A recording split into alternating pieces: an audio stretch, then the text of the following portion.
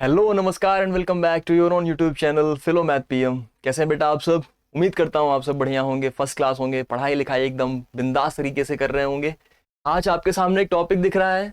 Concept series में जो हमारा अगला टॉपिक था वो है नोमेनक्लेचर ऑफ ऑर्गेनिक कंपाउंड्स।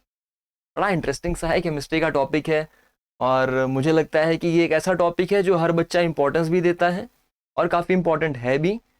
कभी कभी कंफ्यूजन होती है लेकिन समझ में आ जाता है तो बड़ा अच्छा भी लगता है। हमेशा फिक्स है, यहाँ से क्वेश्चन आता ही आता है। तो चलिए कॉपी पेन ले लीजिए, मेरे साथ प्रैक्टिस करेंगे और मेरे साथ ही साथ इस कॉन्सेप्ट को आप अपना भी तुरंत तुरंत क्लियर करते चलेंगे, ठीक है? ऑडियो वीडियो आई थिंक सभी तक क्लियर होगी तो क्लास को स्टार्ट कर सकते हैं। पूरी एनर्जी के साथ क्लास को स्टार्ट करेंगे। एक नया सेगमेंट आज केमिस्ट्री का भी स्टार्ट हो गया है तो आपके लिए हर एक चीज मिल रही है। फोकस बना के रखिए और पूरी तरीके से पूरे कॉन्सेंट्रेशन के साथ क्लास को करिएगा, ठीक है बेटा? जब हम नोमेनक्लेचर ऑफ ऑर्गेनिक कंपाउंड्स देखते हैं, अगर थोड़ा सा इसका पोस्टमार्टम किया जाए, नाम का ही हो रहा है, नामकरण ही हो रहा है। नोमेनक्लेचर बोल रहा है ना आपसे आपसे ये बोला गया कि नोमेनक्लेचर। नोमेनक्लेचर का मतलब बेटा एकदम सिंपल लैंग्वेज में बोलेंगे तो क्या होगा? नामकरण करना, नाम देना। किसका? ऑर्गेनिक कंपाउंड का बोल रहे हैं। ऑर्गेनिक कंपाउंड्स क्या होते हैं? आपको केमिस्ट्री में एक चैप्टर पूरा मिला हुआ है ऑर्गेनिक कंपाउंड्स का, जहां पर आप कार्बन कंटेनिंग कंपाउंड्स के बारे में पढ़ते हैं, राइट? क्लियर बात? तो इनके नोमेनक्लेचर कैसे होते हैं, उनसे रिलेटेड चीजें हम लोग यहाँ पर आज डिस्कस करने वाले हैं। क्लियर क्लियर क्लियर बात इतनी सी।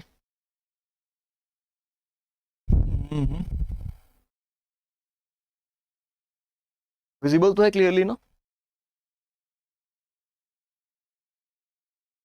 तो बेटा सबसे पहले मैं आपको बता दूं कि जब आप नोमेनक्लेचर करने जाते हैं, किसी भी ऑर्गेनिक कंपाउंड का नोमेनक्लेचर करने के लिए किन चीजों की रिक्वायरमेंट होती है।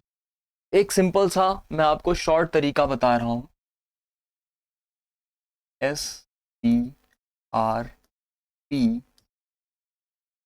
ये एक बहुत सिंपल सा तरीका है, इसकी हेल्प से आप नोमेनक्लेचर करते हैं। अब आपके दिमाग में आ रहा होगा सर ये ऐसा क्या है, SPRPS का मतलब क्या होता है? आइए समझते हैं। बेटा SPRPS का मतलब होता है, जैसे इसमें मैंने लिखा S। आप मुझे एक बात बताइए, इंग्लिश में आपने पढ़ा है प्रीफिक्स और सफिक्स, पढ़ा है ना? प्रीफिक्स कब लगता है और सफिक्स कब लगता है, इतना ही मुझे बता दीजिए। प्रीफिक्स पहले लगता है, प्रीफिक्स, सफिक्स बाद में लगता है, राइट? इतनी सी बात है ना, इतना तो सभी बच्चे को क्लियर है। तो बेटा यहाँ पर जो पहले एस और पी लिखा हुआ है ये प्रीफिक्सेस के लिए लगा हुआ है, ठीक है? मतलब हमें क्या क्या चाहिए? हमें सर चाहिए रूट वर्ड। ये कलर तो पूरा प्रॉपर दिख रहा है ना सबको? ठीक है। हमें चाहिए root word, R for root word होता है बेटा। और हमें क्या चाहिए? हमें चाहिए सफिक्स। और क्या चाहिए? और तीसरी चीज जो हमें चाहिए होती है बेटा वो होती है प्रीफिक्स। सफिक्स दो टाइप के होते हैं, सिमिलरली प्रीफिक्स भी दो टाइप के होते हैं। कौन कौन से? सेकेंडरी, या पहले प्राइमरी लिख लो, प्राइमरी और सेकेंडरी, ठीक है बेटा? एक प्राइमरी होता है और एक होता है secondary. Same to same prefixes में भी दो होते हैं, एक होता है प्राइमरी प्रीफिक्स और एक होता है सेकेंडरी प्रीफिक्स, ठीक है? बहुत आराम से समझिएगा, बड़ा मतलब इंटरेस्टिंग है, सिंपली बोल सकते हैं। तो बहुत आराम से एकदम रिलैक्स होकर समझिएगा, बस बिंदास तरीके से बैठिए कॉपी पेन लेके। अभी केवल समझिए अच्छे से, लास्ट में क्वेश्चंस भी कराऊंगा, उनको करिए, कॉन्सेप्ट पूरा क्लियर हो जाएगा, ठीक है? अब देखिए यहां पर एस और पी का मतलब क्या हो गया, साफ साफ दिख रहा है कि सर सबसे पहले हमें चाहिए होगा प्रीफिक्स, चाहिए होता है ना बेटा? एस का मतलब सेकेंडरी और पी का मतलब प्राइमरी। तो secondary prefix, primary prefix, root word, primary suffix, secondary suffix. मैं यहां पर लिख दे रहा हूं, सेकेंडरी प्रीफिक्स, ये सबसे पहले चीज जरूरत थी। फिर क्या मिलाया हमने? फिर हमने मिलाया प्राइमरी,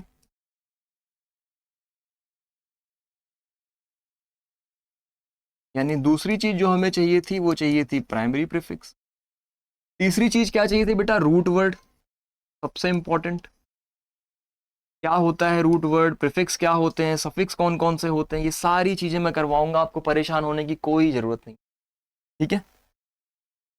इसको थोड़ा सा अगर शिफ्टिंग कर पाए,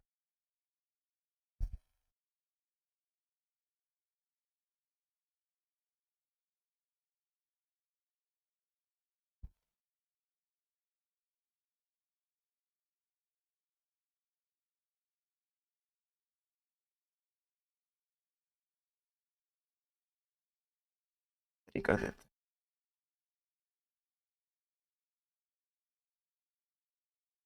आई होप ये विजिबल होगा आप लोग को क्लियरली। तो बेटा रूट वर्ड के बाद क्या लिखते हैं, रूट वर्ड के बाद हम लोग लिखते हैं, देखो पी है, पी फॉर प्राइमरी। और अब क्या लिखेंगे, रूट वर्ड के बाद लिख रहे हैं ना, सफिक्स लगता है, ठीक। फिर एस लिखा हुआ है, एस का मतलब क्या हो गया सर, सेकेंडरी। सेकेंडरी क्या हुआ, सफिक्स। इतनी बात क्लियर हो गई कि प्राइमरी प्रीफिक्स क्या है, सेकेंडरी प्रीफिक्स क्या है। अब वो चीजों पे हम लोग चलेंगे। मतलब सिंपल सी चीज आपको ये समझ में आ गई कि सर कभी भी कोई ऑर्गेनिक कंपाउंड का नोमेनक्लेचर करना होगा तो हम लोग को secondary prefix, primary prefix, root word, primary suffix और सेकेंडरी सफिक्स इस ऑर्डर में लेके चलना होगा। बड़े आराम से हम लोग नोमेनक्लेचर कर लेते हैं, ठीक है। मैं एक एक चीज आपको समझाता चलता हूं कि सेकेंडरी प्रीफिक्स क्या होता है और बेटा प्राइमरी प्रीफिक्स क्या होता है। तो सबसे पहले सेकेंडरी प्रीफिक्स पे आते हैं। तो ध्यान दीजिएगा, ये होते हैं सब्स्टिट्यूएंट्स। क्या होते हैं बेटा, सब्स्टिट्यूएंट्स। अभी समझाता हूं सब्स्टिट्यूएंट्स क्या होते हैं, और जो लोकेंट्स वगैरह लगा हुआ होता है उनके साथ साथ, ठीक है। प्राइमरी में क्या आ जाता है, साइक्लो वर्ड यूज करते हैं बेटा हम। साइक्लो मतलब ये बताने के लिए कि कोई साइक्लिक है कि एलिसाइक्लिक है, यानी कोई साइक्लिक वाला स्ट्रक्चर यानी क्लोज्ड है या फिर साइक्लिक नहीं है, तो उसके लिए हम लोग साइक्लो वर्ड यूज कर लेते हैं। ये हमारा प्राइमरी प्रीफिक्स होता है। सब्स्टिट्यूएंट्स में बेटा अगर आपको नहीं पता है तो एक चीज ध्यान रखिएगा कि सब्स्टिट्यूएंट्स में जैसे आपका क्लोरो हो गया, ब्रोमो हो गया, आपने पढ़ा होगा ना, क्लोरो इथेन, ब्रोमो इथेन, इस तरीके की, या कोई अल्किल ग्रुप हो गया तो क्लोरो है, ब्रोमो है, आइडो है, ये ऐसे कुछ भी जो लगे हुए होते हैं। या फिर बेटा अल्किल ग्रुप लगा हुआ होता है। अल्किल ग्रुप का मतलब जैसे आप बोलते हो मिथाइल, इथाइल, इस तरीके से, ठीक है। फिर प्राइमरी प्रीफिक्स हो गया। फिर बेटा आता है रूट वर्ड। रूट वर्ड के लिए मेथ, एथ, इस तरीके से जो चीजें लगी हुई होती हैं, आपने पढ़ा कि सर पहले मेथ होता है, फिर एथ होता है, फिर प्रॉप होता है, इस तरीके से, ठीक। ऐसे आप चलते चले जाते हैं। फिर बेटा प्राइमरी सफिक्स आता है। प्राइमरी सफिक्स में क्या आता है, ये बड़ी इंपॉर्टेंट चीज है, आपको ध्यान रखना है कि जो अल्केन, अल्कीन और अल्काइन तीन सीरीजेस होती हैं, आपने देखा कि तीन होमोलॉगस सीरीज आपने पढ़ा होगा, एक अल्केन सीरीज होती है, एक अल्कीन सीरीज होती है, एक अल्काइन होती है। अल्केन वो सिंगल बॉन्ड वाली होती है, अल्कीन डबल बॉन्ड वाली होती है, और अल्काइन यानी YNE लगा हुआ होता है, वो बेटा ट्रिपल बॉन्ड की होती है, ठीक। तो प्राइमरी सफिक्स में यही चीज हम लोग देखते हैं कि एन लगेगा, मतलब अगर सिंगल बॉन्ड होगी तो ध्यान रखिएगा एन लगा देते हैं हम लोग नाम के एंड में, डबल बॉन्ड होगा तो इन लगा देते हैं, और ट्रिपल बॉन्ड होगा तो YNE लगा देते हैं, ठीक। ये बेटा आपके प्राइमरी सफिक्स हो। अब जब आप लोग प्राइमरी सफिक्स जान जाते हैं तो आपके दिमाग में अब दूसरी चीज आती है कि सर सेकेंडरी सफिक्स क्या होता है, ठीक। सेकेंडरी सफिक्स में क्या रखते हैं बेटा, ये आपको फंक्शनल ग्रुप वगैरह अगर कभी दिए जाएंगे, जैसे अल्कोहल ग्रुप वगैरह हो गया, कार्बोक्सिलिक ग्रुप वगैरह हो गया, तो वो सब चीजें, जैसे OL लगा हो, ओइक लगा हो, जैसे मेथनोइक, एथनोइक, इस तरीके से लगा हो। और भी बेटा फंक्शनल ग्रुप्स होते हैं, क्या लगता है, AL लगता है, एथनल, प्रोपनल, इस तरीके से। तो ये आपके सेकेंडरी सफिक्स में आ जाते हैं, यानी कि मैं सिंपल टर्म्स में बोलूं तो बेटा इनको फंक्शनल ग्रुप्स आप बोल सकते हैं, फंक्शनल ग्रुप्स। आई होप आपके दिमाग में इतनी चीजें क्लियर हो गई कि हमें किन किन वेपन्स की जरूरत है इस लड़ाई को लड़ने के लिए, यानी नोमेनक्लेचर करने के लिए, नामकरण करने के लिए इतने सारे चीजों का ज्ञान होना चाहिए, तब आप नामकरण करेंगे, ठीक है। अब ऐसे सिंपल सा नामकरण कर दें कि चलो एक ऑर्गेनिक कंपाउंड दिख रहा है, कुछ भी रख दें मुन्ना पांडे, तो ऐसा कुछ नहीं रखते। सिंपल सा आपको IUPAC एक बॉडी बनी। पहले क्या होता था बेटा, पहले बहुत पहले की अगर आप बात करो तो कॉमन नेम्स दिए जाते थे, जिनको आप लोग ट्रिवियल नेम के नाम से भी जानते हो। जैसे आप देखते हो ना कि एसीटोन, एसिटिक एसिड से बना तो एसीटोन नाम दे दिया गया, ठीक है। तो इस तरीके से नाम दे दिया जाता था, जिनसे बनता था उन्हीं के बेसिस पे नाम दे दिया जाता था। अब ये चीज हटा दी गई। अब क्या कर दिया गया, अब आपको कर दिया गया है कि IUPAC, यानी ये कब हुआ, ये लगभग 1950s के अराउंड हुआ था। IUPAC नाम की एक बॉडी बनी जो कि केमिस्ट्री के लिए आप वर्क कर रहा है, international union of pure and applied chemistry. हम चाहते हैं कि ऐसा इंडियन यूनियन पे हर जगह रहे, ये निकल जाता है, but international union of pure and applied chemistry IUPAC नाम की एक बॉडी बनी जो कि ये चीज़ें देखती है कि किसका क्या नाम रखा जाएगा, यानी आप सजेस्ट करते हो तो उसका वेरीफाई होगा, उस पर सारी चीज़ें होंगी जो भी वर्क होता है, तब जाके एक नेम को असाइन किया जाता है, इतना सारा प्रोसेस। तो अब इससे फ़ायदा क्या होता है कि कॉमन नेम, मान लो कोई एक जैसे सब्सटेंस है उससे कुछ बना, तो आपने कॉमन नेम रख दिया, अब उस सब्सटेंस को किसी और कंट्री में कुछ और बोला जाता है तो प्रॉब्लम आ जाती थी। आईयूपीएसी नेम हर जगह पे वही रहेगा, तो कन्फ्यूज़न नहीं होगी, क्लैरिटी रहेगी, समझना आसान हो। ठीक है, अब इतनी चीज़ें आपके दिमाग में आ गई। अब अगर कन्फ्यूज़न लग रही है सर ये याद कैसे करेंगे, तो बेटा एक छोटी छोटी सी मैं आपको स्लाइड दिखाते चलता हूँ, आपको याद करना आसान हो जाएगा। सबसे पहली चीज बेटा ध्यान रखिए, ये रूट वर्ड्स हैं। रूट वर्ड्स में नंबर ऑफ कार्बन एटम्स आपको देखना होता है। अगर एक कार्बन एटम है तो उसके लिए हम लोग मेथ लगाते हैं, दो है तो एथ, प्रोप, ब्यूट, इस तरीके से। तो यहाँ पे एक ऑर्डर में याद कर लीजिए, meth, eth, prop, but, paint. 6 से फिर आपको हिग्स, 7 पे हेप्ट होता है, 8 पे ऑक्ट होता है, 9 पे नॉन होता है, नोनागन जिसे आप बोलते थे, तो 10 पे टेक। ठीक, तो यहाँ पर सब लगा हुआ है। ये आपको रूट वर्ड्स याद करने पड़ेंगे, ये रूट वर्ड्स याद होना बहुत ज़रूरी है। मैं सिंपल तरीका यही बता रहा हूँ कि आप एक ऑर्डर में याद करते चले जाइए, आपके दिमाग में सेव हो जाएगा। ठीक है, तो ये जल्दी से आप इसको स्क्रीनशॉट ले सकते हैं, इसको याद कर लीजिए। जैसे ही आपको याद हो जाएगा, अभी क्लास में आए तो आप साथ में याद कर सकते हैं, meth, eth, prop, but, pent, hex, hept, oct, non और डेक। बस सिंपल सी बात है, 2-3 बार आप मेरे साथ बोलेंगे, आपको खुद ही याद हो जाएगा। ठीक है, चलिए फिर आपको जो चीज़ समझनी होती है वो बेटा ये देखो, आपको ये देखना है कि नेचर ऑफ द बॉन्ड कैसा है, यानी कि सफिक्सेस के बारे में मैंने भी बताया ना, तो सफिक्स क्या लगेगा। अगर बेटा सिंगल बॉन्ड है, अगर तो सिंगल बॉन्ड है तो एन लगा देंगे, अगर डबल बॉन्ड है तो इन लगा देंगे, और अगर ट्रिपल बॉन्ड है तो क्या लगा देंगे, वाई एन ई लगा देंगे। तो ये चीज आपको ध्यान से देना है। अगर कोई आर ग्रुप, आर ग्रुप का मतलब बेटा क्या है, यहाँ पे लिखा हुआ है वाई एल कब लगता है, अल्किल ग्रुप होता है ना, मिथाइल, इथाइल, प्रोपाइल, इस तरीके से लगता है। तो कोई अगर अल्किल ग्रुप है तो वाई एल लग जाता है। तो ये सारी चीजें आपको ध्यान में रखनी है, कब क्या लगेगा। अल्किल ग्रुप के लिए फॉर्मूला ध्यान दीजिए, CnH2n+1 होता है। आप अगर एक ऑर्डर में याद करें तो ज़्यादा आसान होगा। अल्केन के लिए CnH2n+2, फिर बेटा दो दो कम करते चलो, 2n आ जाएगा, फिर -2 आ जाएगा, फिर इसमें एक कम करना होता है, CnH2n+1। ठीक है, तो ये आपको याद रखना बहुत जरूरी। कैसे याद करते हैं, मान लो आपको याद भी हो गया तो अप्लाई कैसे करेंगे। बेटा इन्होंने क्या बोला है कि CnH2n+2 होता है। जैसे मैं आपको एक एग्जाम्पल दूँ, C, फिर एक कार्बन, इसको मान लो मैंने हाइड्रोजन से फिल कर दिया, H, फिर यहाँ पर। अब मुझे बताइए जरा, इसका मॉलिक्यूलर फॉर्मूला क्या बन जाएगा। 2 कार्बन एटम्स हैं बेटा, हाइड्रोजन कितने हैं, 2 2 4 और 2 6, यानी कि C2H6। C2H6, आप सिंपल सी मुझे एक बात बताइए कि C2H6 कौन सी सीरीज दिख रही है। बेटा ये ऐसे ही तो लिखा गया है, C2H2 × 2 2n+2, इसी फॉर्म में आ रहा है ना, तो यानी कि अल्केन सीरीज हो गया, पहली चीज। दूसरी चीज, यहाँ पे सिंगल बॉन्ड था तो वैसे भी अल्केन सीरीज था। अब C2 होता है, 2 कार्बन एटम होता है, तो पिछली स्लाइड में आपने देखा कि अगर 2 कार्बन एटम होगा सर वहां पर एथ लगता है। तो आपको ये पता चल गया कि एथ लगेगा, कोई फंक्शनल ग्रुप नहीं है, कोई एक्स्ट्रा ग्रुप नहीं है। तो मतलब इसका मतलब ये हुआ कि आपको एथ लगाना है और सफिक्स लगाना है, क्योंकि प्रीफिक्स तो कुछ है ही नहीं। सफिक्स कौन सा लगेगा, एन लगेगा, यानी बेटा इसका नाम क्या हो जाएगा, ईथेन। ये तरीका होता है, बहुत इजीली अगर समझाया जाए, एक सिंपल सा कंपाउंड का नाम आपने दे दिया। ठीक, अब इसके बाद जो चीजें आपको ध्यान रखनी होती हैं वो ये फंक्शनल ग्रुप, ये भी आपको याद करना पड़ेगा। फंक्शनल ग्रुप्स अगर नहीं याद हैं तो सफिक्स लगाने में फिर दिक्कत होगी, आप नहीं लगा पाएंगे। फंक्शनल ग्रुप्स कैसे याद करते हैं, हेलोजेंस। हेलोजेंस वाले आपने पीरियोडिक टेबल में पढ़ा है, जैसे क्लोरीन है, ब्रोमीन है, फ्लोरीन है, आयोडीन है, ये सारे क्या है, फंक्शनल ग्रुप में आते हैं। तो ये जितने फंक्शनल ग्रुप में आते हैं इनमें बेटा क्या लग जाता है, ध्यान रखिएगा, हेलोजन ग्रुप होते हैं ना, तो क्लोरो, ब्रोमो, आइडो, इस तरीके से लगता है, फ्लोरो। तो यहाँ पर इनको हम लोग हेलोल्केन्स बोलते हैं, और इस तरीके से लगा होगा, एक्स से हम लोग डिनोट करते हैं हेलोजेंस को। ठीक है, लास्ट में क्या लगता है, सफिक्स। सफिक्स एन ही लगेगा, कोई दिक्कत नहीं सफिक्स लगाने में। लेकिन फर्क किस में पड़ता है, ये बेटा प्रीफिक्स ऐड हो जाता है इसमें, क्लोरोमीथेन, ब्रोमोईथेन, इस तरीके से नाम आ जाता है। ठीक है, और एग्जाम्पल अगर आपको देखना है तो देखो, जैसे मैंने ये सी था,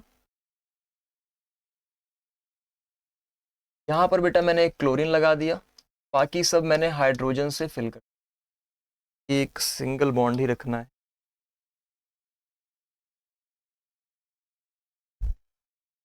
अगर बाकी सब मैंने हाइड्रोजन से फिल कर दिया तो मुझे बताएंगे इसका नाम, इसका मॉलिक्यूलर फॉर्मूला क्या बन जाएगा बेटा, C3। अब देखो H कहाँ हुआ, 3 H इधर हो गए, मान लो एक लिख दे रहा हूं मैं, कंफ्यूजन हो आपको तो, ये फिर H, ये H। अब बताइए 3 और 3 6, 6 1 7, कितने हो गए, H7। और क्या लगा हुआ है, C3H7C। नाम क्या हो जाएगा बेटा, नाम हमेशा ध्यान रखिएगा कि क्योंकि एक अल्किल ग्रुप लगा हुआ था, मैंने कहा नाम लास्ट में, Cl जो है पहले स्टार्ट करेंगे आप। अभी मैं प्रॉपर तरीका दिखाऊंगा, नंबरिंग करना भी दिखाऊंगा। अभी के लिए सिंपल अगर मैं बोलूं तो क्लोरो लग जाएगा, क्या लग जाएगा, क्लोरो। स्टार्टिंग में क्या लगेगा, क्लोरो। अब ये क्लोरो कितने नंबर पे लगा हुआ है, नंबरिंग करना अभी नहीं सिखाया है, तो सिंपल सा बता रहा हूं कि 2 नंबर पे लगा है, तो 2 क्लोरो। क्या नाम बन रहा है, मेथ एथ प्रॉप, यानी कि कोई डबल बॉन्ड है नहीं, ट्रिपल बॉन्ड है नहीं, सिंगल बॉन्ड है ना, तो एन लगेगा। तो क्या बन जाता है, 2 प्रॉप एन, क्लोरोप्रोपेन। ठीक, यानी कि नाम को कैसे लिखेंगे बेटा, 2 क्लोरोप्रोपेन। 2 क्यों लगाया, क्योंकि 2 नंबर पर क्लोरीन लगा हुआ है, इसलिए 2 क्लोरोप्रोपेन। यानी कि आपको समझना अभी केवल इतना था कि प्रोपेन के पहले क्लोरो लग गया, ठीक है, क्लोरोप्रोपेन बोल लो। ठीक, सिंपल सी बात, कोई दिक्कत। अब अगर इतनी चीजें आप समझ जाते हैं तो फिर देखिए हाइड्रोक्सिल ग्रुप अगर लगा होगा, OH होगा तो लास्ट में OL लग जाता है। एल्डिहाइड लगा होगा तो यहां पर Al लगा देते हैं हम लोग। कार्बोक्सिल लगा होगा COOH तो वहां पर ओइक लग जाता है। ठीक, कीटोन ग्रुप लगा होगा तो वहां पर ओन लग जाता है, ONE लास्ट में। और अगर ईथर्स होंगे तो ऑक्सी लग जाएगा। ईथर्स के जनरली आपको भी नहीं मिलेंगे, बट फिर भी एक एक्स्ट्रा दे दिया है आपको।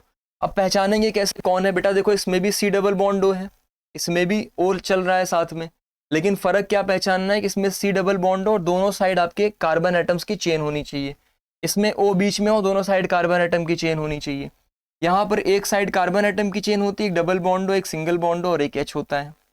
इसमें एक डबल बॉन्ड O होना चाहिए, देखो इसमें भी CO है ना डबल बॉन्ड O के साथ, लेकिन फर्क क्या है, इसमें एक साइड हाइड्रोजन, एक साइड ये कार्बन एटम की चेन, इसमें दोनों साइड कार्बन एटम की चेन थी। तो ये पहचानना बहुत जरूरी होता है, ठीक है। मैं अभी आपको कुछ क्वेश्चंस कराऊंगा तो उसमें थोड़ी सी क्लैरिटी आपको आ जाएगी। और अगेन रिमाइंड कर रहा हूँ कि वन शॉट है तो हम बहुत डेप्थ में नहीं जा सकते। जब इस चैप्टर का वन शॉट डिटेल डालूंगा पूरा, अभी तो केवल नॉमेनक्लेचर समझा रहा हूँ, रूल समझा रहा हूँ। जब इस चैप्टर को डिटेल में डालूंगा तो फंक्शनल ग्रुप वगैरह को भी एकदम डिटेल में आपको समझाऊँ।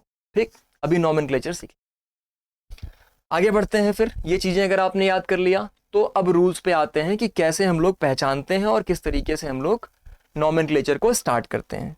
ठीक है, 1 मिनट का टाइम दीजिएगा बेटा, बस स्टार्ट कर रहा हूँ तक, बस 1 मिनट।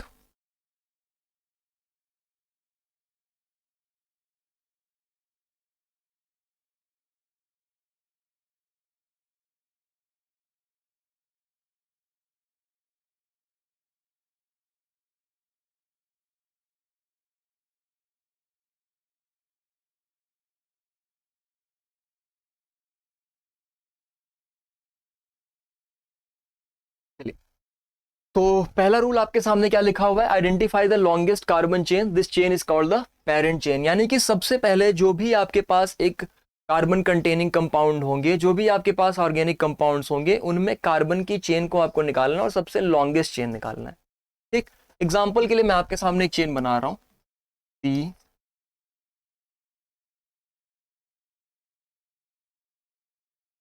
और दूसरा मैंने आपके सामने बेटा बनाया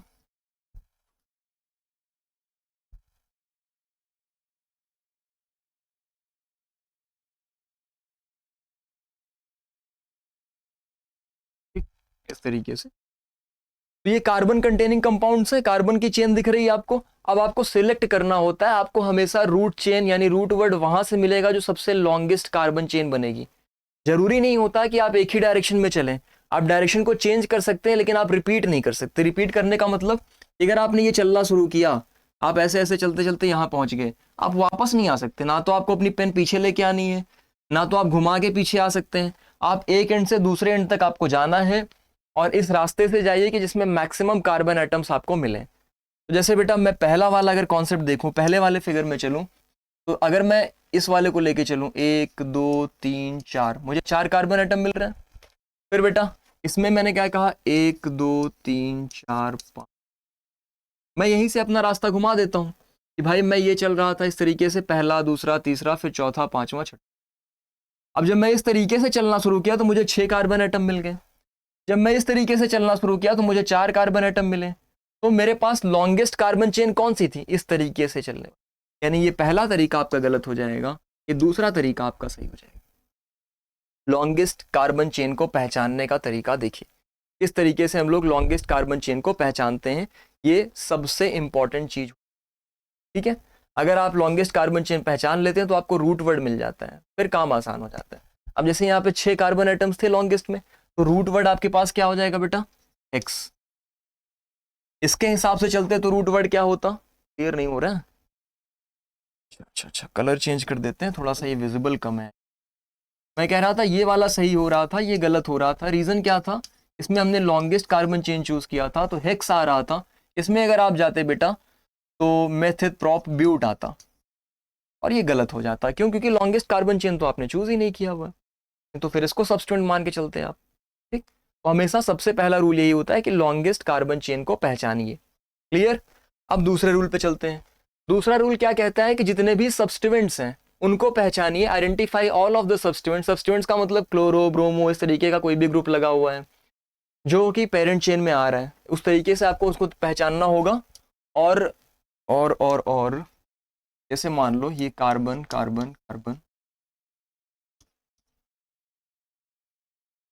आपको क्या करना है कि क्लोरो, ब्रोमो, इस तरीके वाले जितने भी सब्स्टिट्यूएंट्स लगे होंगे या कोई एल्किल ग्रुप लगा हुआ होगा, मान लो इस सी के साथ मैंने एक CH3 ऐड कर दिया, ठीक है, एक CH3 ऐड कर दिया, तो आपको इस तरीके से चलना है कि CH3 वाले कार्बन को मत ऐड कर लीजिएगा। रूट वर्ड जब आप लेने जाएंगे तो बेटा 3 कार्बन एटम आएंगे, मेथ एथ प्रोप, ठीक है। आप इसको नहीं ऐड कर सकते उसमें क्योंकि ये एक सब्स्टिट्यूएंट है। ध्यान से समझिएगा, सब्स्टिट्यूएंट्स है क्योंकि इथाइल, मिथाइल, इस तरीके से सब्स्टिट्यूएंट्स लगे हुए होते हैं, तो आपको सब्स्टिट्यूएंट्स को उसमें नाम में रूट वर्ड में नहीं ऐड करना होता। क्लियर बात? तो इतना सिंपल सी चीज आपको ध्यान में रखना है। अब जब आपने ये निकालना सीख लिया, फिर देखिए ये rule, number the carbons of parent chain from that and that gives the substituent the lowest number. क्या कहना चाहते हैं? ये कह रहे हैं बेटा इतना बड़ा लंबा चौड़ा जो भी लिखा हुआ है इसका मतलब क्या निकल के आ रहा है, अगर आप एक बार अच्छे से पढ़ लो तो ये कह रहे हैं कि आपको उस साइड से नंबरिंग करना शुरू करना होता है। जैसे ये कार्बन था, मान लो मैंने यहाँ पर अब में हाइड्रोजन वगैरह फिक्स कर दिया, लगा दिया। अब यहाँ पर बेटा मैंने एक क्लोरीन बना दी, ठीक है। क्लियर बात? अब ये कह रहे हैं कि अगर आपको नंबरिंग करना है, नंबरिंग करने के तरीके कितने थे? आप बोलते सर या तो हम इसको पहला मान लें, या तो इसको पहला मान ले, इसको दूसरा, इसको तीसरा, इसको चौथा। लेकिन इन्होंने क्या कहा कि नंबरिंग इस तरीके से करिए कि जो आपके सब्स्टिट्यूएंट ग्रुप्स लगे हुए हों उनको लोवेस्ट नंबर मिले। लोवेस्ट नंबर मिलने का मतलब ये बेटा गलत हो जाता। फिर हमारे पास क्या तरीका बचता? फिर हमको इस साइड से नंबरिंग करना शुरू करना पड़ता, 1 2 3 4, क्योंकि इस साइड से जब करना शुरू करते तो क्लोरीन को 2 नंबर मिलता, नंबर 2 पर क्लोरीन आ रहा था। पहले वाले केस में क्या हो रहा था? नंबर 3 पर क्लोरीन आ रहा था। तो ये चीज आपको ध्यान रखना है। अगर मैं अलग से ही बना भी दे रहा हूं किनारे,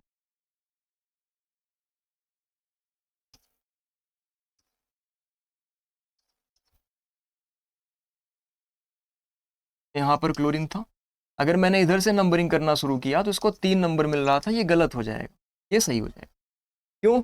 उसका रीजन यही था कि आपको लोवेस्ट नंबर देना होता है सब्स्टिट्यूएंट। अब प्रॉब्लम क्या है? आगे कह रहे हैं कि अगर मान लेते हैं कि 2 या 2 से ज्यादा साइड चेन्स हैं और वो भी इक्विवेलेंट पोजीशंस पे हैं, मतलब जैसे यहां पर बेटा एक क्लोरो लगा हुआ था, यहां पर भी एक क्लोरो लग जाए, या फिर साइड चेन्स का मतलब आप यहां पर मिथाइल इथाइल भी लगा सकते थे, यहां पर 2 CH3 लगा देते, यहां पर CH3 लगा देते। इस तरीके से अगर आपने लगा दिया, साइड चेन्स भी लगा दिया, तो कह रहे हैं अगर एक से ज्यादा साइड चेन्स हुई और अगर इक्विवेलेंट पोजीशन पे हुई, अब इक्विवेलेंट पोजीशन पे मतलब अगर मैंने यहां पर भी Cl लगा दिया, इसको हटा देता हूं, इक्विवेलेंट पोजीशन पे बोल रहे हैं, तो दोनों ही 2 पे आ गए। तो आपको क्या करना है कि लोवेस्ट नंबर देना है to the one which will come first in the name, ठीक। मतलब अगर मान लो यहां पर एक Br लगा दिया, अब अगर इधर से चलना शुरू करते सर, इधर से चलना शुरू करते तो Br को 2 नंबर मिलता। अब ये केस गलत हो जाता, अलग से फिगर बना देते हैं, ठीक है, नहीं तो कंफ्यूज हो जाएंगे।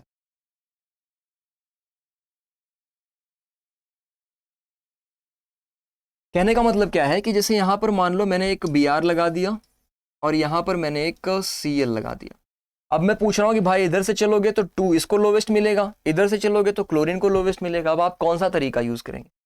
तो आपके दिमाग में आ रहा है सर तरीका तो दोनों सही हो सकता है, लेकिन इन्होंने क्या कहा कि लोवेस्ट नंबर आपको उसको देना है जो पहले आएगा नेम में, यानी अल्फाबेटिकल ऑर्डर में। तो बेटा बी आर पहले, बी पहले आता है कि सी पहले आता है? कौन सी बात है सर, बी पहले आता है। अगर बी पहले आता है तो इधर से आप नंबरिंग करना शुरू करेंगे 1 2। बात समझ में आई? तो ये नंबरिंग किस तरीके से करनी है, कैसे चेन्स को नंबर देना है, उसके लिए ये रूल आपके बहुत इंपॉर्टेंट हो जाती हैं। हर एक रूल का आप स्क्रीनशॉट लेते चलिए, आपको नोट्स के फॉर्म में ये आपके पास हो जाएगा और समझना और याद करना आसान हो जाएगा। ठीक है, नेक्स्ट।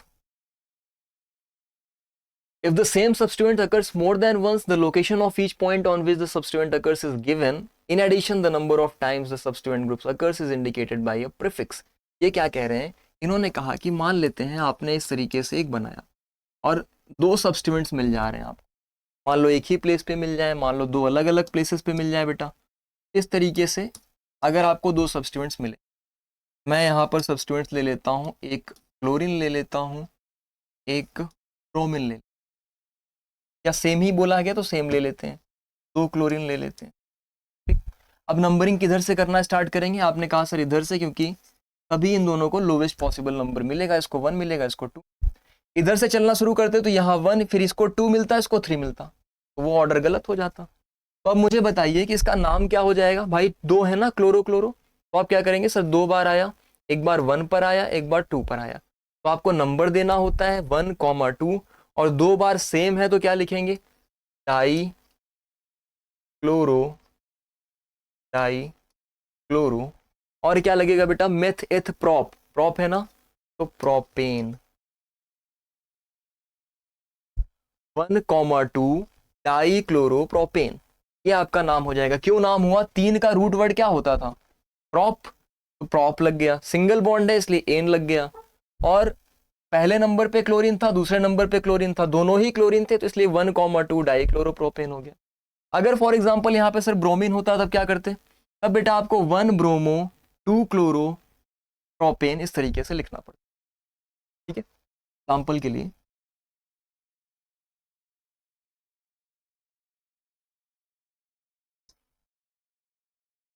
यहां पर मान लो,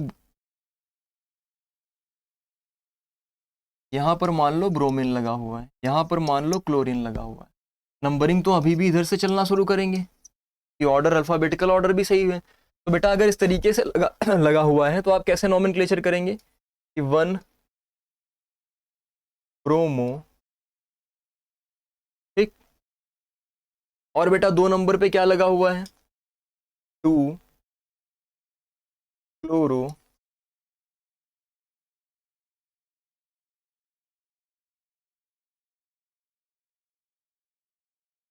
क्लोरो, फिर रूट वर्ड क्या बन रहा है? Propane, propane, 1 bromo 2 chloro propane.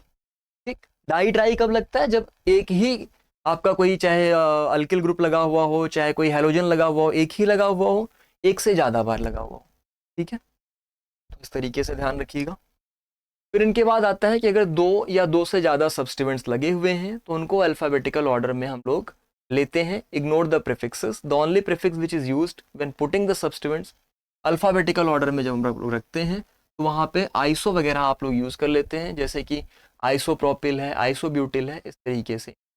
जो प्रीफिक्सेस सेक और टेट ये भी आपके काम में नहीं है, आपको ज़्यादा भी यूज़ में नहीं आने वाला है। नीचे वाली लाइन को भी आप छोड़ सकते हैं अभी के लिए, आप ऊपर वाले कॉन्सेप्ट को ही ध्यान दीजिए। सेक और टेट अभी नहीं आएगा, वो अल्फाबेटिकल ऑर्डर वगैरह जब आप निकाल रहे होते हैं, कंपेयर कर रहे होते हैं, वहाँ पे आता है, अभी आपके सिलेबस। तो आप लोगों को केवल इतना ध्यान रखना है कि आइसो वगैरह लगा हुआ होता है। आइसो का मतलब कैसे लगेगा बेटा? जैसे ये कार्बन कार्बन कार्बन था, ठीक, अब मैंने क्या किया कि यहाँ पर CH3 ऐड कर दिया, यहाँ पर CH3 ऐड कर दिया, ठीक, बाकी सब में मैंने हाइड्रोजन लगा दिया।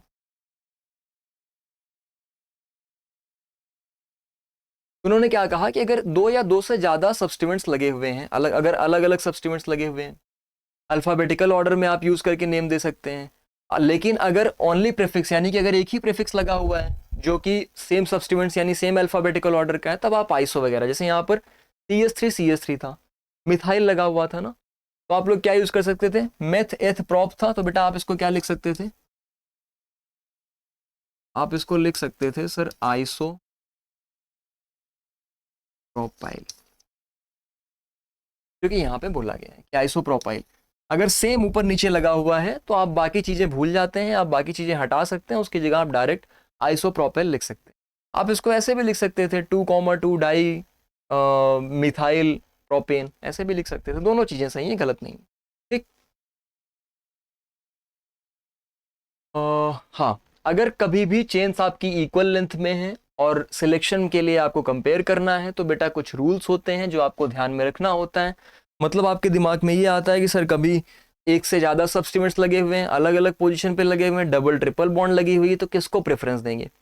हमें ये बोला जाता है कि उधर से नंबरिंग करना शुरू करेंगे जिधर से डबल बॉन्ड ट्रिपल बॉन्ड को कम नंबर मिले। हमें ये भी बोला जाता है कि उधर से नंबरिंग करना स्टार्ट करेंगे जिधर से फंक्शनल ग्रुप को लोवेस्ट नंबर मिले। हमें ये भी बोला जाता है कि उधर से नंबरिंग करना शुरू करेंगे जिधर से सब्स्टिट्यूएंट्स को लोवेस्ट नंबर मिले। तो सबको तो प्रेफरेंस दे रहे हैं, कैसे चूज करेंगे। तो यहाँ पर बेटा ऑर्डर आपको ध्यान रखना है। सबसे पहले आपको ये देखना है कि वो चेन सिलेक्ट करिए जिसमें greatest number of side chains हो। Greatest number of side chains होने का मतलब जिसके अगल बगल ब्रांच ज़्यादा हो, तो आपको वो चेन सबसे पहले सिलेक्ट करनी होती है जिनमें greatest number of side chains हो, यानी वैसे सबसे लंबे कार्बन चेन अगर आप सिलेक्ट करेंगे तो आ जाएगा। फिर आपको क्या देखना है सेकंड प्रेफरेंस पे, the chain who substituents have the lowest number, यानी आपको उस चेन में नंबरिंग इस तरीके से रखनी है कि जो सब्स्टिट्यूएंट्स हो उनको लोवेस्ट नंबर मिले। तीसरी चीज जो आपको ध्यान में रखनी होती है कि chain having the greatest number of carbon atoms in the smaller side chain, यानी कि जिनमें सबसे ज्यादा कार्बन एटम्स हैं उनमें, मतलब सिंपल करके अगर मैं आपको बताऊं ना, तो सबसे पहले तो आपने कार्बन चेन देख लिया, वो कार्बन चेन ढूंढिए बेटा जिसमें सबसे ज्यादा कार्बन एटम्स मिल जाए। दूसरा ये देखना है कि उसमें सबसे ज्यादा सब्स्टिट्यूएंट्स लगे हुए हों, ठीक, और मतलब साइड चेन्स लगी हुई हों या ब्रांच चेन आप बोल सकते हैं। तीसरा आपको देखना है कि उनमें जो सब्स्टिट्यूएंट्स हों उनको लोवेस्ट नंबर मिले, इस तरीके से ऑर्डरिंग करना शुरू करना है। सब्स्टिट्यूएंट्स की मैंने बात किया। The chain having the least branch side chains, यानी कि अगर कोई चेन है उसमें लीस्ट ब्रांच साइड चेन है तो उसको आप सबसे लास्ट में प्रेफरेंस देते। तो आपको अगर प्रेफरेंस देनी है तो सबसे पहले किसको प्रेफरेंस देंगे, जिसमें सबसे ज्यादा साइड चेन्स, पहली चीज।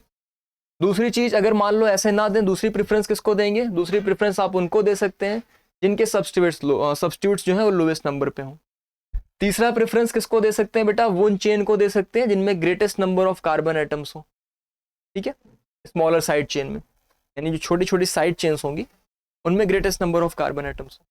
चौथी प्रेफरेंस जो आप देते हैं वो उन चेन्स को देते हैं जिनमें लीस्ट ब्रांच साइड चेन, सबसे कम ब्रांच साइड चेन्स। ये ऑर्डर ऑफ प्रेफरेंस होता है कि कौन सी चेन को हमें सिलेक्ट करना है, किस तरीके से सिलेक्ट करना है, ये बेटा ऑर्डर ऑफ प्रेफरेंस होता है।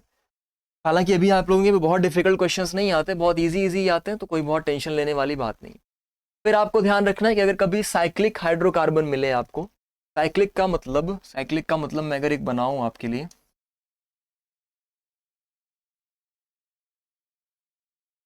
इस तरीके से अगर मैं एक साइक्लिक स्ट्रक्चर आपके लिए बना दूं, तो देखिए यहाँ पे मैंने मान लो CH3 लिखा,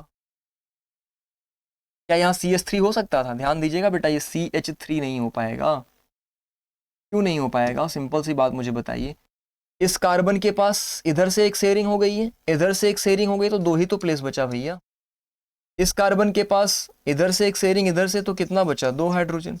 इसके पास 2 हाइड्रोजन, इसके पास भी 2 हाइड्रोजन, यानी कि सबके पास 2-2 हाइड्रोजन बन रहे थे। तो मुझे बताइए कि इसमें कितने कार्बन हो गए, 1 2 3 4, 4 कार्बन हो गए। हाइड्रोजन कितने बेटा, 8 है, H8 C4H8। अब आपके दिमाग में आएगा सर ये तो डबल बॉन्ड वाला फॉर्मूला बन गया। क्या बन गया भाई, डबल बॉन्ड में क्या होता था, मेथ एथ प्रोप ब्यूट, ब्यूटीन होता था, ये ब्यूटीन नाम पड़ना चाहिए था।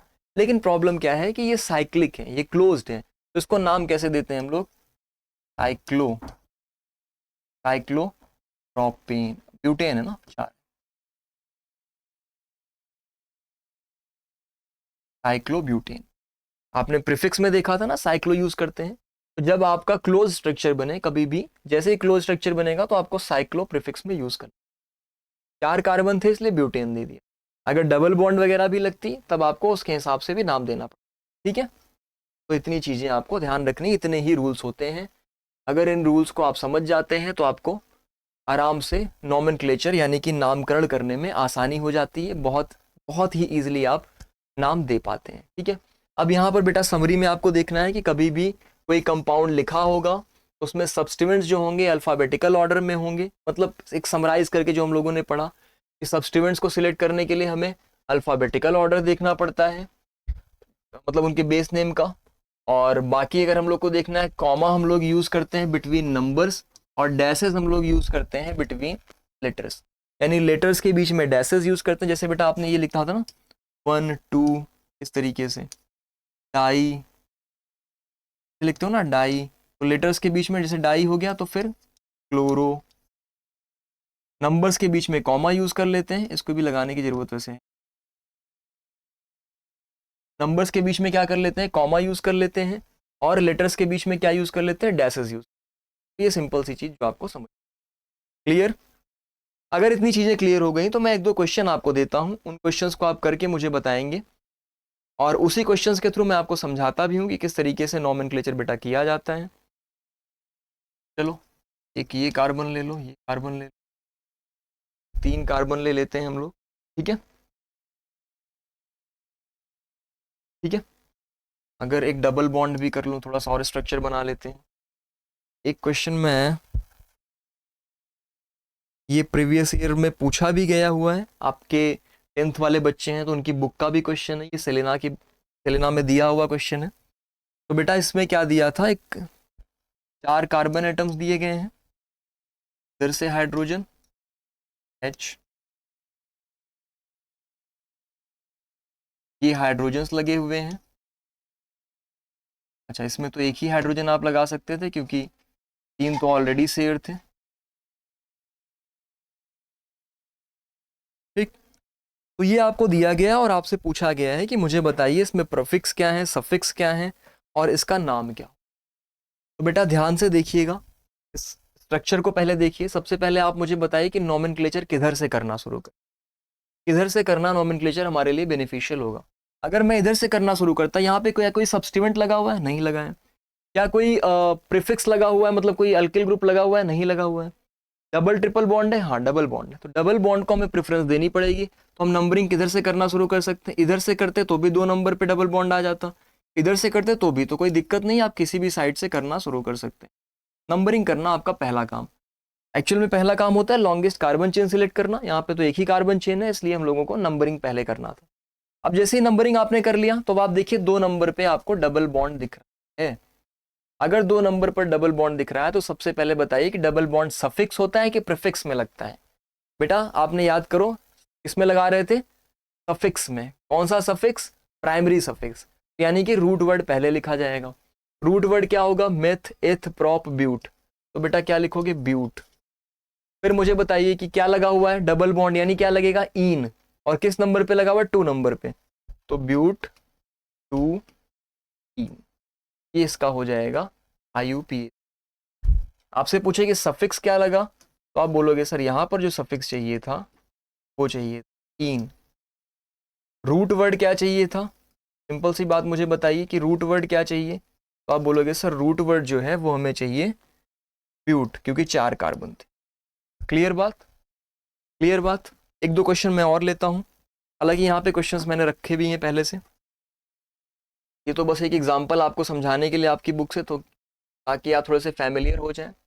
अब बेटा यहाँ पर देखिए इनके नाम आप कैसे करेंगे। सबसे पहला कंपाउंड आपको दिख रहा है, ये कार्बन है, ये कार्बन है, ये कार्बन है। अब नंबरिंग किधर से करेंगे, सिंपल सी बात आपको समझ में आ रही है, इधर से, क्योंकि सबसे लोवेस्ट पॉसिबल नंबर देना होता है। तो 3 है, 3 का मतलब रूट वर्ड क्या हो जाएगा, मेथ एथ प्रॉप। क्या कोई प्रीफिक्स लगा हुआ है, नहीं लगा हुआ है, बेटा प्रॉप से ही स्टार्ट करेंगे। डबल बॉन्ड है, कितने नंबर पे, 1 नंबर पे है, तो प्रॉप 1 इन लिख सकते हैं इसको आप। और अगर 1 नंबर पे है तो कोई दिक्कत नहीं, आप इसको डायरेक्ट भी लिख सकते हैं, प्रोपीन। समझ गए, कोई दिक्कत। अब आप दूसरा मुझे बताएंगे। दूसरा देखिए बेटा यहाँ पर 2 लगा हुआ है, तो अगर आप ध्यान से देखेंगे कि 2 मिथाइल ग्रुप लगा हुआ है, यानी कि अगर मैं नंबरिंग स्टार्ट करूं, देखो CH3 है, CH2 है, CH2 है, भाई सबसे बड़ी कार्बन चेन तो यही मिल जाएगी ना आपको, ये वाली। सबसे बड़ी कार्बन चेन यही है ना, क्योंकि इधर चलोगे तो 3 कार्बन एटम्स मिलेंगे, इसमें चलोगे तो 2 3 4 5 5 कार्बन एटम मिलेंगे। तो ये सबसे बड़ी चेन आपके लिए हो गई। जैसे ही आपने सबसे बड़ी चेन चूज कर लिया तो आप मुझे बताइए नंबरिंग किधर से करेंगे, 1 2 4 तरीके से करना शुरू करेंगे। ठीक, तो अब अगर 2 नंबर पे लगा हुआ तो क्या लिखेंगे, 2 बार लगा हुआ है तो 2,2 क्या लगा हुआ है, मिथाइल ना, कैसे लिखेंगे, डाई मिथाइल 2,2 डाई मिथाइल। बेटा रूट वर्ड क्या है, 5 है ना, 5 के लिए क्या यूज करते थे, पेंट। क्या कोई डबल बॉन्ड, कोई सफिक्स नहीं, तो पेंटेन। बात समझ में आई, 2,2 डाई मिथाइल पेंटेन। क्लियर इतनी बात, कोई कंफ्यूजन। अब आ जाइए यहाँ पर नंबरिंग किधर से करना शुरू करेंगे, कार्बन चेन की तो कोई झंझट ही नहीं सिलेक्ट करने की। भाई नंबरिंग आपको ऐसा करना है 1 2 3 4 5, इधर से करना शुरू करते हैं बेटा तो 3 नंबर पे आती डबल बॉन्ड, इधर से 2 नंबर पे आ गई, इसलिए मैंने इधर से करना शुरू किया। ठीक, अब मुझे बताइए कि 2 नंबर पे लगा हुआ है तो क्या लिखेंगे, क्या कोई प्रीफिक्स है, नहीं है। अगर कोई प्रीफिक्स नहीं है तो डायरेक्ट रूट वर्ड पहले लिखना होता है, यानी बेटा पहले क्या लिखेंगे, पेंट। और कितने नंबर पे लगा हुआ है, 2। अच्छा ट्रिपल बॉन्ड लगा हुआ है, ये चीज ध्यान रखिएगा, pent two Y N E, suffix triple bond में क्या लगता है, वाई एन ई, तो पेंट टू वाइन, पेंटाइन जिसे आप बोलते हैं, लेकिन 2 नंबर दिखाना पड़ेगा। इधर आ जाइए, यहाँ पे क्लोरीन 2 बार लगा हुआ है, तो कौन से साइड से चलना शुरू करें, अगर इधर साइड से चलना शुरू करेंगे तो आप दोनों क्लोरीन को सबसे लोवेस्ट पॉसिबल नंबर दे सकते थे। ठीक, तो बताओ मैं इधर से चलना शुरू करता तो क्या मिला मुझे, 2 नंबर पे क्लोरीन मिला, फिर मुझे 3 नंबर पे क्लोरीन मिला, तो 2,3 डाई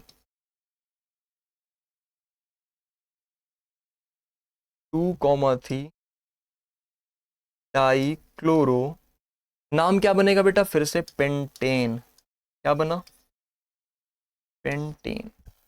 बात समझ में आई किस तरीके से नाम हम लोग दे रहे हैं। अगर इसको मैं थोड़ा सा और डिफिकल्ट करूं आपके लिए, अगर थोड़ा सा मुझे डिफिकल्ट करना हो और मैं यहां पर एक हाइड्रोजन को गायब कर दूं, एक हाइड्रोजन को गायब कर दूं और यहां पर एक OH लगा दूं, अब मुझे बताइए इसका नाम क्या हो, अब बताइए इसका नाम क्या।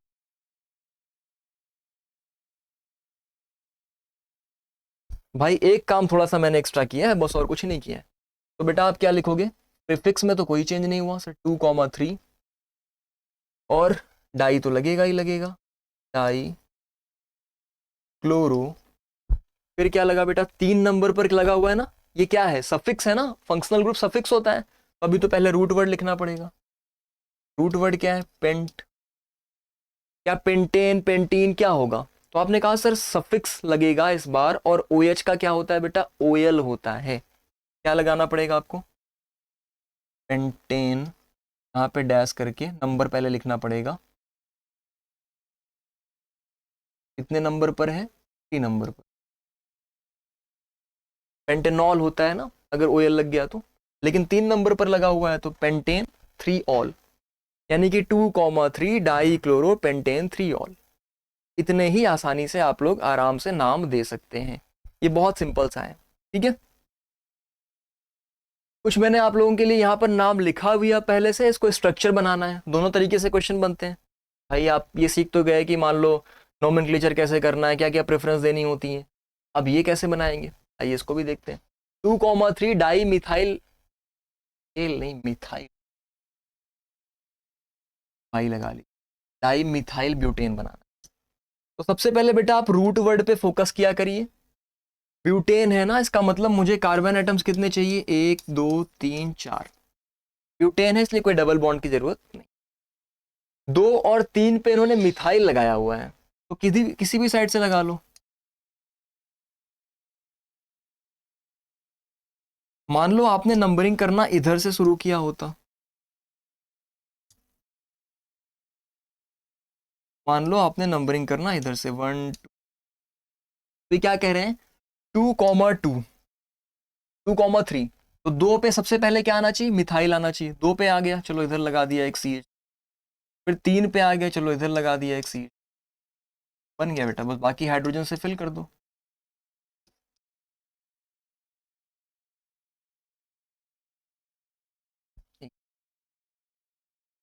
अब देखो ऐसे भी नाम करते तो 2 पे था, फिर 3 पे था तो 2,3, और 2 बार था तो डाई मिथाइल ब्यूटेन। क्लियर बात। फिर आपके पास है 2 मिथाइल प्रोप 1 इन, 2 मिथाइल प्रोप 1 इन, प्रोपीन है। प्रोप में कितना होता है बेटा, मेथ एथ प्रोप, 3 कार्बन हुए, 1 2, और क्या बोला है, प्रोप 1 इन यानी कि डबल बॉन्ड होनी चाहिए। सोच समझ के देखिए, बताइए क्या मैंने सही बनाया है, बहुत सोच समझ के बताइए। आपको यहाँ पे ये चीजें देखनी होती है बेटा कि डबल बॉन्ड है तो डबल बॉन्ड का मतलब दो दो तो पहले ही शेयरिंग हो चुका है, यानी सर इसके पास शेयरिंग करने के लिए अब केवल 2 बचे थे, ये 2 शेयर कर चुका है तो इसके पास भी शेयरिंग करने के लिए अब केवल 2 बचे हैं। तो ये सब चीजें ध्यान रखिएगा, नहीं तो क्वेश्चन आपका गलत हो जाएगा, आता हुआ गलती कर देंगे आप। नंबरिंग इधर से शुरू करनी पड़ेगी ताकि लोवेस्ट पॉसिबल नंबर मिले। फिर आपसे क्या बोला गया है, कुछ प्रीफिक्स लगाए गए हैं। हाँ, मिथाइल लगाया गया किस नंबर पे, 2 नंबर पे, तो यहाँ पे CH3 लगा दीजिए बस, बाकी तो फिर एच फिल कर। तो देखिए क्या बोला गया है, 2 पे क्या लगा है, प्रीफिक्स मिथाइल, तो 2 मिथाइल, प्रॉप 3 क्योंकि रूट वर्ड प्रॉप हो जाएगा। फिर क्या लगा हुआ है, 1 पे डबल बॉन्ड होनी चाहिए तो डबल बॉन्ड लगा, तरीके से आपको पूरा पूरा करना हो। क्लियर, आई होप आपको नोमेनक्लेचर करना समझ में आ गया होगा। मैं फिर से एक समराइज कर रहा हूँ बेटा, आपको सबसे पहले जानना होता है कि जब भी आप नोमेनक्लेचर करने जाएंगे, ये वाला स्ट्रक्चर आप अगर ध्यान में रखेंगे कि कॉन्सेप्ट,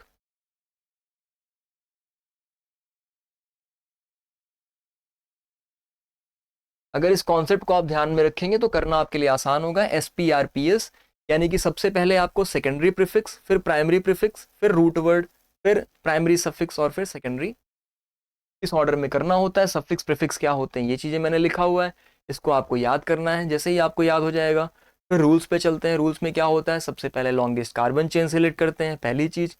दूसरी चीज़ फिर सब्सटीट्यूएंट्स को नंबर देते हैं, लोवेस्ट पॉसिबल नंबर सब्सटीट्यूएंट्स को दिया जाता है।